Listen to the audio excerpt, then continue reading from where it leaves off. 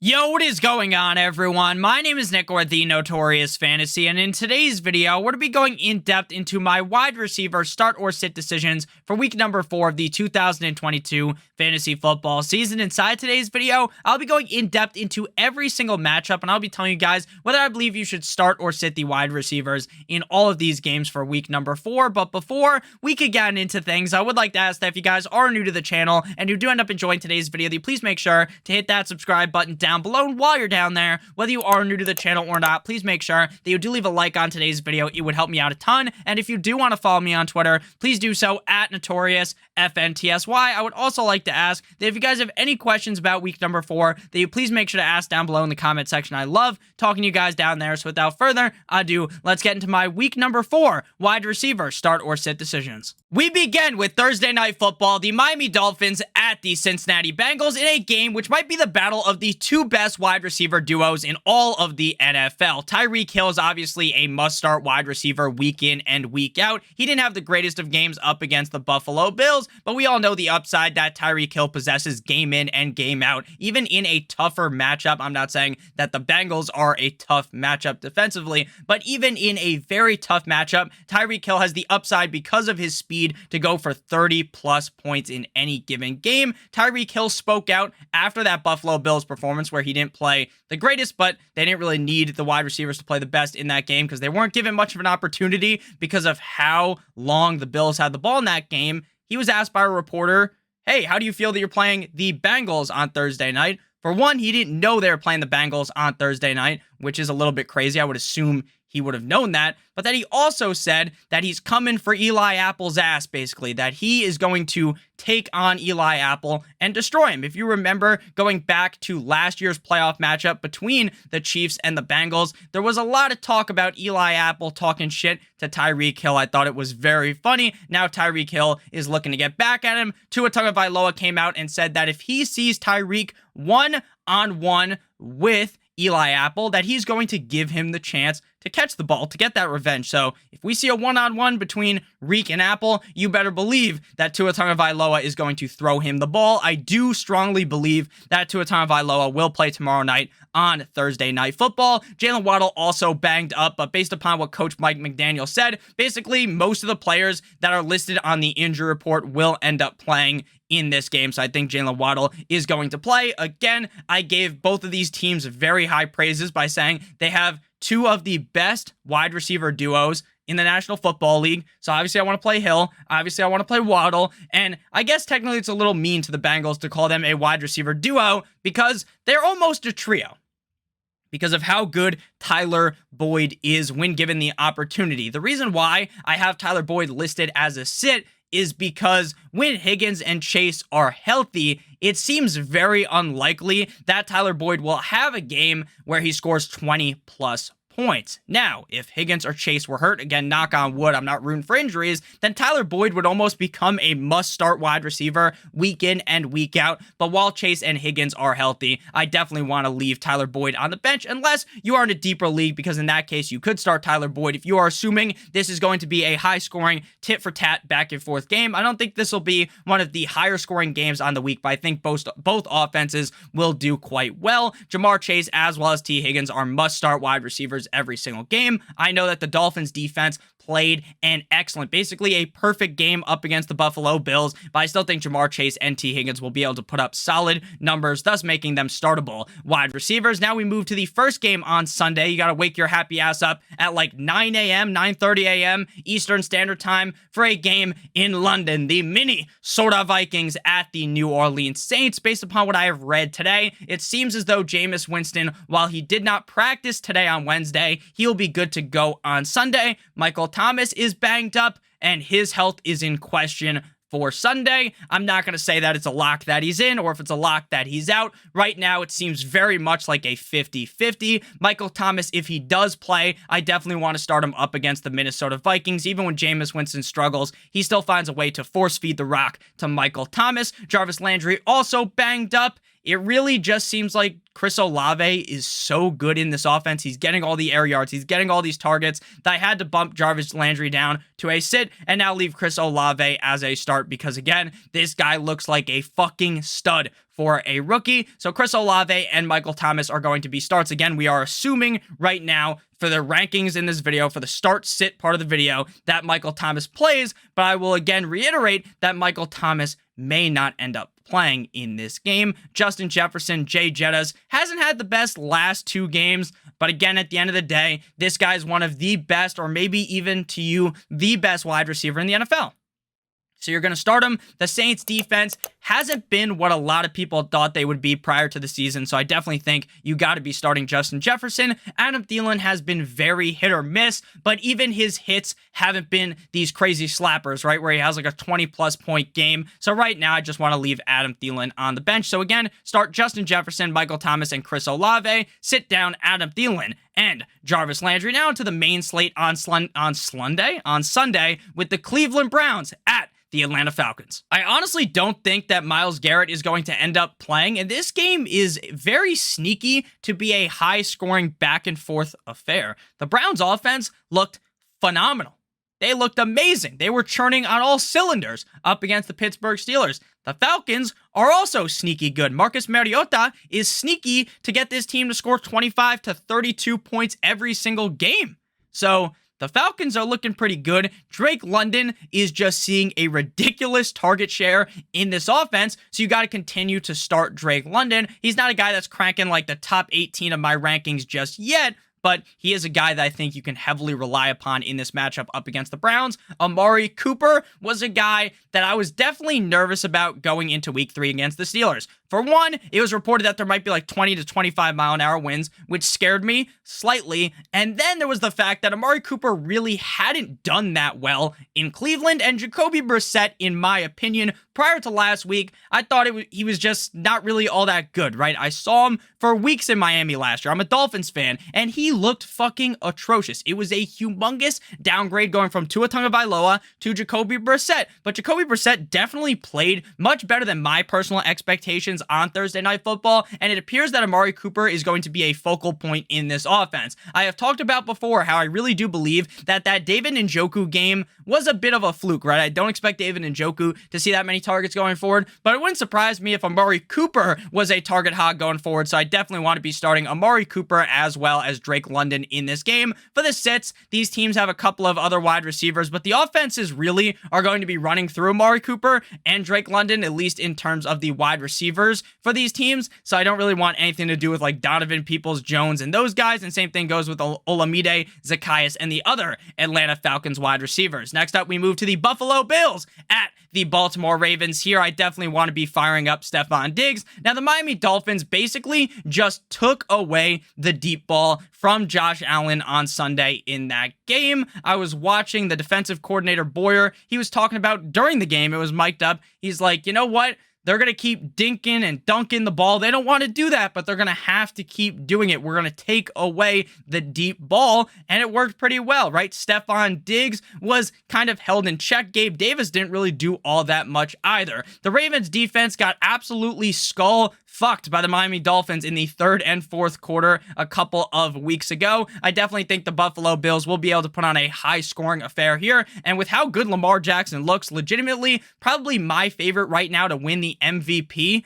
Based upon 3 weeks. Obviously, it's a long season, so I'm not saying he's a lock to win, but he would personally be the guy I would be saying if I was the Vegas sportsbooks, I would personally have Lamar Jackson as the favorite. I think this could be a high-scoring back-and-forth game. Definitely want to be starting Stephon Diggs and Gabe Davis, and that Ravens defense isn't looking the best, so Stephon Diggs, honestly, is probably my favorite person right now to be the number 1 wide receiver at the end of the week. Rashad Master Bateman didn't have the greatest of games last week for the Baltimore Ravens, but I expect a bounce-back game here. He's not a guy that's going to see 10, 12 targets a game, but if he catches just one deep ball, he could score 15, 16 points. So I think Rashad Bateman is definitely reliable. Not a guy, though, I've ranked very highly as like a top 12 wide receiver on the week. Isaiah McKenzie is interesting in deeper leagues if you believe this is going to be a higher scoring game. But again, it's not like I'm forcing Isaiah McKenzie into my lineup, because they also seem to want to use Jamison Crowder a little bit more. At least we saw that last week. Maybe Crowder would be more involved in the game plan, and I think that would hurt Isaiah McKenzie.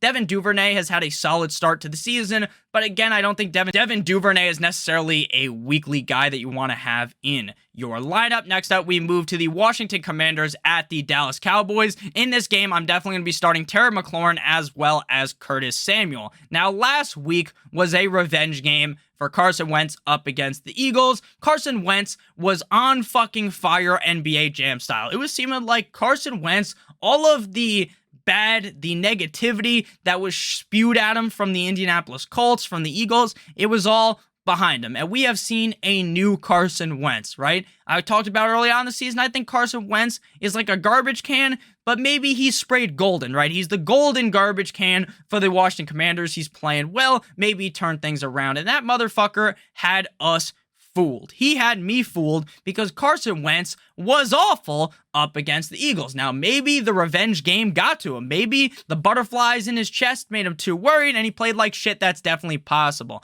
But the thing I talked about with Jahan Dotson every week after week 1 was that, hey, I like Dotson, but he's not going to see a crazy amount of targets and he's going to need to score in order to be a fantasy relevant player. Now, what happens if the Washington Commanders have fallen deep down into the depths? If they're like Humpty Dumpty and they fell off the wall, they fell off that cliff, and now maybe they won't be as good as they previously were. And they're also facing up against the Dallas Cowboys, whose defense is pretty solid up against the pass, so I worry about Jahan Dotson. Does that mean that you should fucking cut Jahan Dotson? No, it just means that I don't necessarily want to be starting him this week, but I am comfortable with Terry McLaurin as well as Curtis Samuel. CeeDee Lamb just continues to be peppered with targets by Mr. Cooper Rush. Cooper Rush has been very impressive in my opinion. I went to the matchup Monday Night Football, Giants versus the Dallas Cowboys in MetLife, and I was impressed with how good Cooper Rush looked.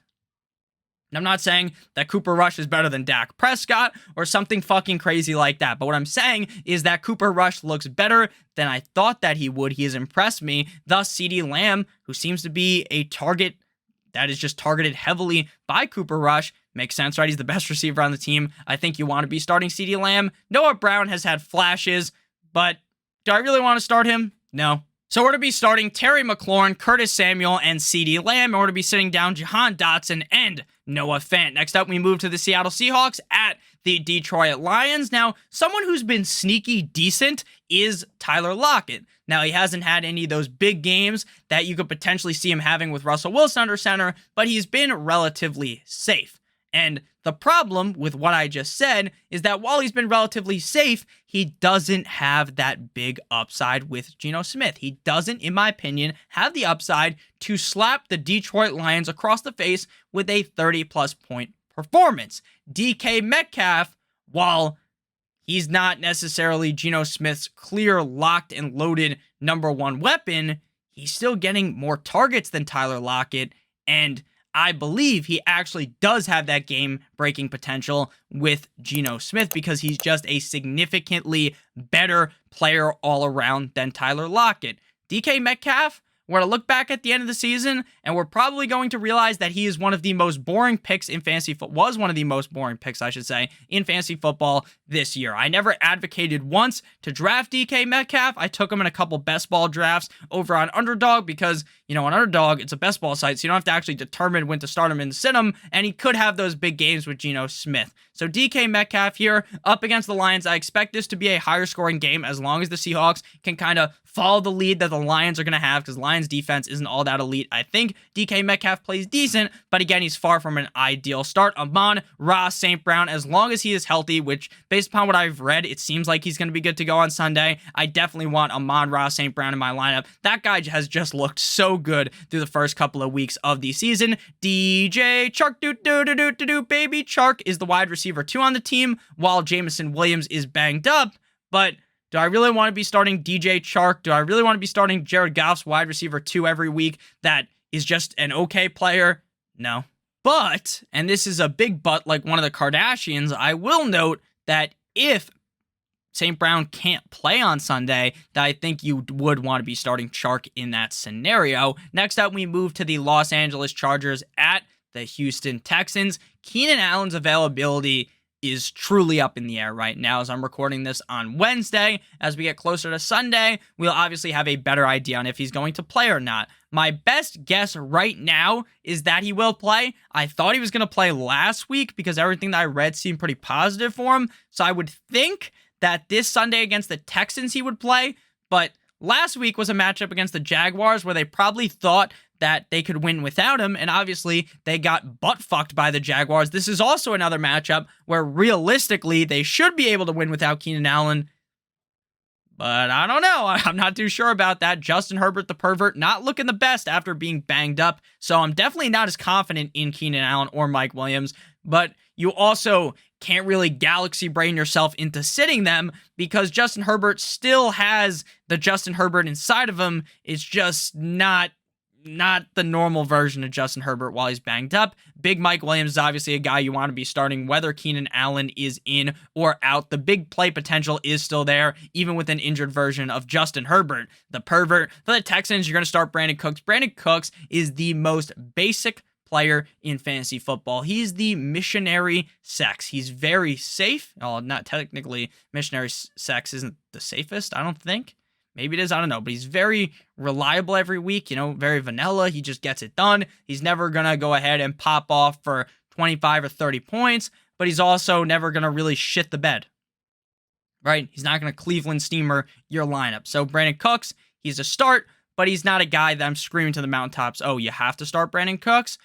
For the other Houston Texans receivers, they've got a couple of guys. Nico Collins is obviously the most notable. He has shown parts of his game that do look incredible, but on a weekly basis up against the Chargers defense, you don't really want to be starting him. And if Keenan Allen doesn't play, Jalen Guyton's banged up, you could talk yourself into starting Joshua Palmer if and only if Keenan Allen doesn't play, because if Keenan Allen plays, now you've got the third string receiver on the Chargers with a banged up Justin Herbert, which isn't as ideal. Next up, we got the Les Titans at the Indianapolis Colts. Here, the only receiver I'm remotely interested in is Michael Pittman Jr. Michael Pittman Jr. has a fantastic week 1 up against the Texans. Last week up against the Kansas City Chiefs. Congratulations to the Colts for finally winning a game. Michael Pittman Jr. didn't necessarily erupt like Mount Vesuvius, but he also didn't stab you in the back a zillion times like you were Julius Caesar. So Michael Pittman at the end of the day is a pretty solid start here up against the Titans. The Titans defense did look a little bit better last week up against the Raiders, but they're definitely not some world-beating defense, so I definitely want to be starting Michael Pittman Jr.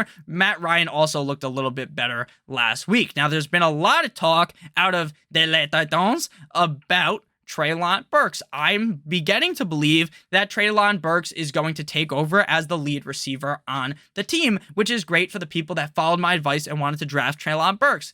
But I also don't want to throw Treylon Burks out there to the Wolves in week number 4 up against the Colts, and maybe they just lied to me.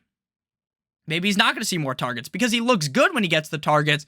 We just have to see it consistently before I want to just throw him out there in a normal 12-team league, right? If you're in like a 14 to 16-team league and you're dealing with some injuries, sure, you can start Treylon Burks, but my confidence level isn't at the peak, right? If we see what the coaches are saying and Burks is getting more targets, they're throwing the ball to him more, they're designing plays for him, then boom, it's going to be amazing. But right now, I definitely like Burks more than Woods, though. Alec Pierce, these other wide receivers for the Colts, besides Michael Pittman and Jonathan Taylor, you don't really want to be starting anyone from the Indianapolis Colts. Next up, we move to the Chicago Bears at the New York Football Giants in the running back video, the running back starter sit video that you should definitely check out. If you haven't seen it yet, don't just jump out now. You got to see this one through, watch the whole video, but afterwards you can watch that. And I talked about how this is the most boring fucking game I've ever seen.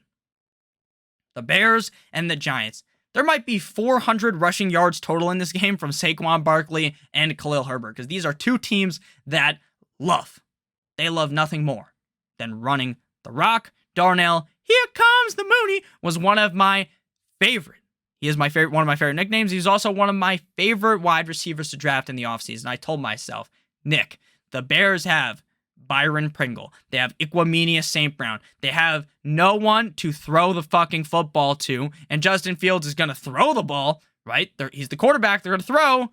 Darnell Mooney's the clear number 1 receiver. They don't have anyone to give the ball to. Darnell Mooney is going to be feasting on 1 million targets like how I assume Ezekiel Elliott eats Thanksgiving dinner. But no, they don't fucking throw the ball. All they want to do is dilly-dally and butt-fuck you in the ass by just running the ball a million times. And sure, it's cool for fantasy, it's cool for Khalil Herbert, but it sucks for people like myself who believe in Darnell Mooney. Free Darnell Mooney. Darnell Mooney does not deserve this bullshit of the Bears. He should be seeing a healthy dosage of targets. I genuinely believe Darnell Mooney is an incredible player. The issue is they don't throw the fucking ball, and I honestly don't see that changing. I honestly am concerned about the fact that maybe Matt Eberflus and this team do not trust Justin Fields. How could they if they don't throw the ball? And when he's given opportunities to throw the ball, he turns the bitch over. It is very concerning. I'm cutting Darnell Mooney in most scenarios. Equanimeous St. Brown is the second best receiver. Shout out to Amon-Ra St. Brown's brother. They both look good on Sunday, but again, they just don't throw the ball. They don't throw the ball. Kenny Golladay was once said to, from I don't remember which, was it Roto World, NBC Sports Edge, whatever they're called, they tweeted out that Kenny Golladay runs with the stiffness of a mannequin. Hilarious. Kenny Golladay is like legally bank robbed the Giants. He stole all their money. He's eating good and they don't give him the ball. It's fucking hilarious. Richie James. I'm Rick James, bitch. Kadarius Toney. And this isn't like a Jordan shrug. Like, I'm confident. This is like, what the, like, if you're watching a podcast, I'm moving my hands. Like, I don't know what the fuck to do here. Like the Giants are a disaster when it comes to throwing the football. But hey, Saquon Barkley looks pretty good. Next up, we got the Jacksonville Jaguars at the Philadelphia Eagles. Another revenge game. We have Doug Peterson, former coach of the Philadelphia Eagles, facing off against toe-to-toe the Philadelphia Eagles and Nick Sirianni. In this game, I like Christian Kirk. Deeper on in the offseason, I was definitely not a Christian Kirk guy until like 2 weeks before fantasy drafts when I saw how much Trevor Lawrence loved to throw the ball at Christian Kirk. It was amazing. During the offseason, people were throwing haymakers. Fucking haymakers, bombs at the Jaguars. Like, why did you pay Christian Kirk all this money? We've seen him in Arizona. We've seen, he has 3 good games in him a year, but he's not a number 1 receiver, and you're paying him to be that. And then we see this year, Doug Peterson probably read all that stuff and said, you know what? Christian Kirk's getting the ball a zillion times a game. Christian Kirk isn't necessarily the most skilled receiver in the NFL, but he's given all of the opportunities and he's making a lot of solid plays. And this Jaguars team is sneaky good. But now they're facing the Eagles. And last week I talked about how I like the Chargers defense. And yeah, the Chargers defense is good, but the Eagles defense might be one of the best defenses in the NFL. So while I like Christian Kirk, I am definitely tempering my expectations out of him having like a top 5 performance here up against the Eagles. But this also kind of reeks of a sneaky higher scoring game. I mean, the Washington Commanders just laid a dud against the Eagles. But crazy enough, I think the Jaguars offense is much better than the Commanders. A.J. Brown, obviously a must start every week. Played really good week 1, week 2, week 3, not the best. But Devontae Smith had his coming out party. He had a field day last week for the Philadelphia Eagles. A fantastic showing for Devontae Smith. He's a guy that the Slim Reaper I was a little bit nervous about in the offseason. I really thought, hey, they were going to focus heavily on throwing the ball to A.J. Brown. There's probably going to be some games where A.J. Brown is not so good and Devontae Smith has a great game, and vice versa. Some games where A.J. Brown really eats and Smith doesn't have all that great of a game. But hey, in a game that I think could be higher scoring, why can't they both have a nice time? It's like that taco commercial. It's like, why not have both? Why not have both A.J. Brown and Devontae Smith as starters? Zay Jones is the number 2 target on this team at the wide receiver position. But again, while I think he's a decent add in fantasy, against the Eagles defense, I would be a little bit cautious. Next up, we got the New York Jumbo Jets at the Pittsburgh Steelers. But before we break down this game at the wide receiver position, I would like to give you guys a quick word from our friends and our sponsor. They've been on the screen the whole entire video. I'm pointing at it right now. Pointing at them. Underdog Fantasy. Underdog Fantasy has a brand new best ball tournament for you guys to play in. Are your best ball teams already cooked? Well, head on over to Underdog Fantasy to resurrect them with their week 6 through 17 best ball tournament. It's already week 4, so we're closing up on that deadline. The entry fee is only $10 with $500,000 in prizes. $100,000 going to first place up top. All you got to do is draft your team, That's it. You don't have to worry about doing waivers. You don't have to worry about making trades. You don't even have to worry about setting your lineup because Underdog will automatically give you the highest score at the end of the week with the players that you draft. Underdog also offers daily and best ball contests for the MLB, the PGA, the NBA, and the NHL, so you can get action all year long. All you got to do is click on the link down below in the video description or use promo code STOCHASTIC for a $100 first match deposit bonus. So if you deposit $100, they'll give you an additional $100. So if you want to play in the Best Ball Resurrection tournament, you love drafting like myself, maybe some of your fantasy football teams aren't looking so hot, you can draft some new teams. So if you want to enter that tournament, if you deposit $100, that's 10 entries. They will give you an extra 10 entries, the other $100. So you would have 20 entries for the price of 10. Make sure you guys do check that out over on Underdog Fantasy. I love drafting on there. Next up, we got the Jets at the Pittsburgh Steelers. Like I said, Garrett Wilson and Deontay Johnson are going to be starts. Now, the MILF hunter, Zach Wilson himself, the MILF man, like the milkman, he's the MILF man, is back. Now, Joe Flacco had this love affair with Garrett Wilson. He's throwing the ball a lot to Garrett Wilson, throwing the ball a lot to the running backs, not throwing the ball so much to Elijah Moore. Now, if we look back at last year, Zach Wilson and Elijah Moore had a pretty solid connection. So, I want you to this week temper your expectations on Garrett Wilson, and if Elijah Moore is available because someone got nervous, Elijah Moore isn't performing with Joe Flacco, then pick up Elijah Moore and leave him on your bench for the week. I believe that it is easily possible that Garrett Wilson is outscored by Elijah Moore going forward because Joe Flacco favors Wilson, and we see that Zach Wilson favors, not Wilson, he favors Elijah Moore. So we'll see. We'll see. So I'm tempering my expectation this week for Wilson and starting to get a little bit higher on Elijah Moore, but again, it is definitely a risk to play Elijah Moore this week. Deontay Johnson is an every week start. He's very safe. Even though Kiss and Teddy's Mitchell Trubisky has zero idea to throw to the middle of the field. I don't know if you guys saw that graphic. I think it's Next Gen Stats releases it. So this guy's throwing the ball. He literally only throws to one side of the field and never throws to the middle of the field. Just so happens Deontay Johnson is normally on the side of the field where Kiss and Teddy's Mitchell Trubisky knows how to throw it to.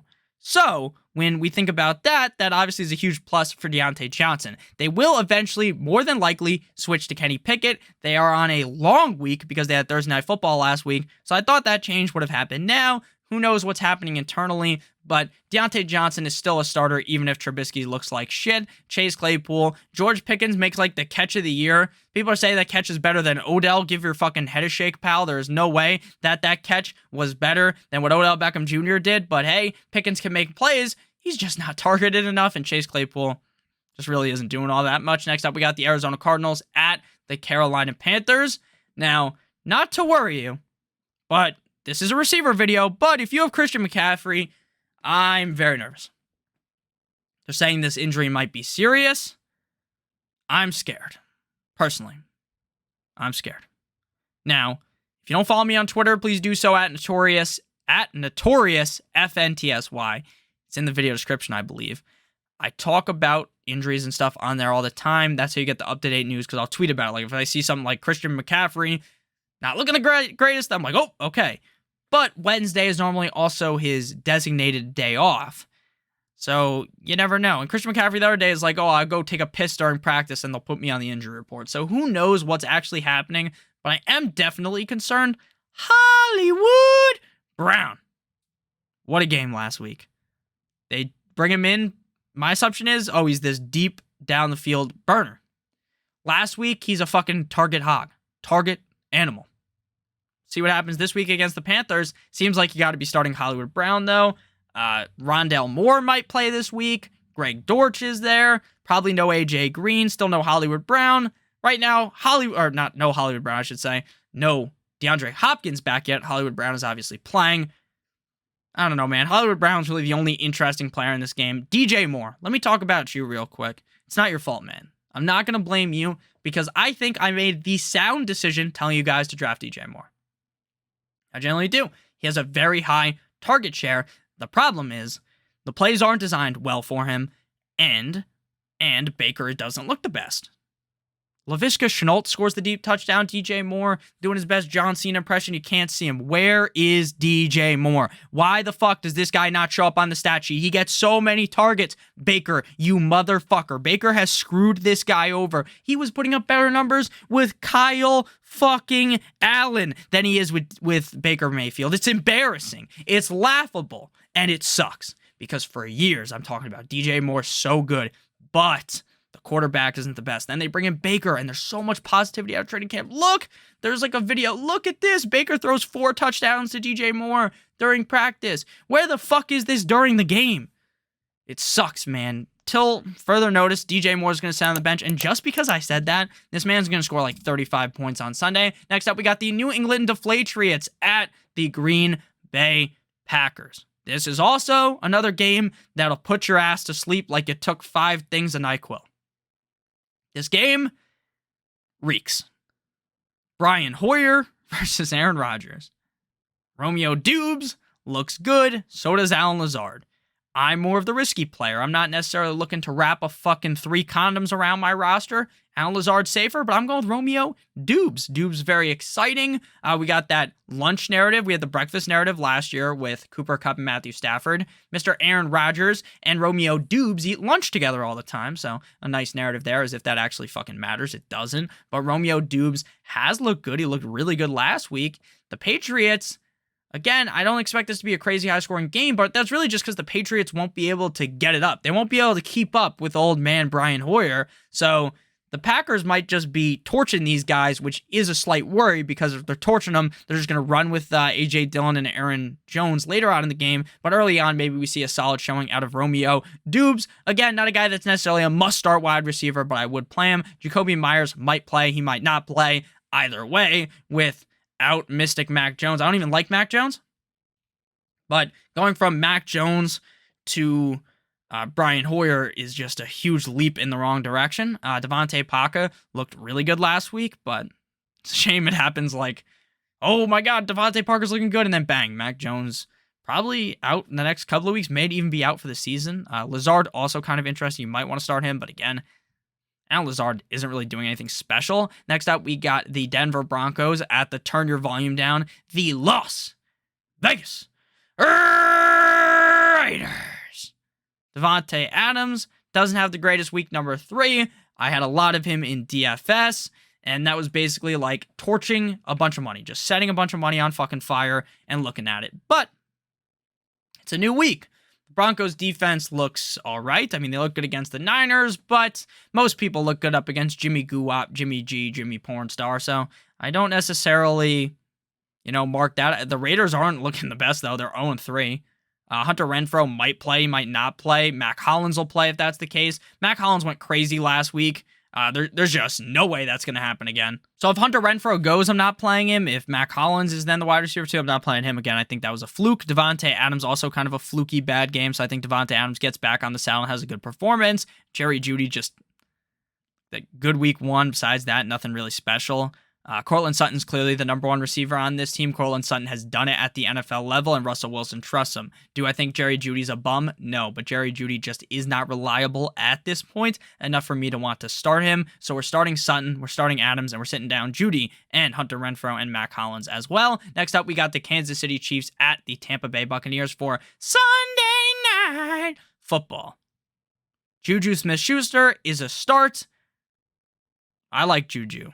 I do. I think he is the number 1 receiver on this team. There's going to be games where he kind of floats away, right? He doesn't have a great game, but I think he should have a good game against the Bucs. I think he's clearly the best receiver on this team besides Kelsey. Will this game get canceled because of the hurricane?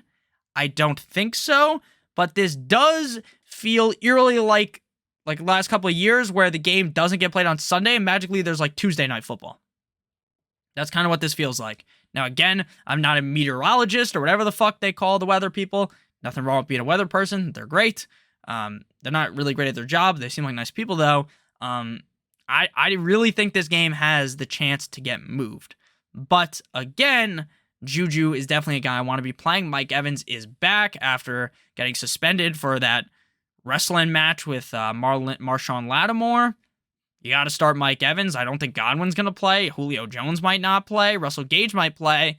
Russell Gage is kind of interesting, but again, Mike Evans really seems like the only interesting piece. I do think this Buccaneers team's going to figure it out.